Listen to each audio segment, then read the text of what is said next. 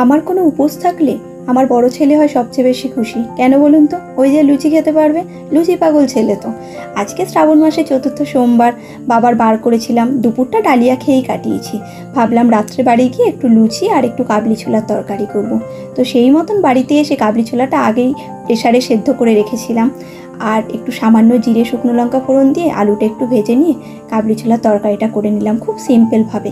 একটু আদা জিরে বাটা, একটু চানা মশলা, একটু লঙ্কা হলুদ, সামান্য একটু চিনি, ব্যাস এই দিয়ে আজকে কাবলি ছোলার তরকারিটা করতে একদম সিম্পলভাবে করলাম। পনির দিলে ভালো লাগে, কিন্তু পনির আর আজকে আনা হয়ে ওঠেনি, তো সেই কারণে এইভাবেই তরকারিটা করে নিলাম। সামান্য একটু কষিয়ে, বেশি জল দিই না তরকারিটা, যেহেতু লুচির সাথে খাওয়া হবে, একটু মিষ্টি মিষ্টি করে সামান্য একটু জল দিই, আর লাস্টে নামানোর সময় একটুখানি বাটার দিয়ে দিই। ব্যাস তৈরি হয়ে গেল কাবলি ছোলার তরকারি।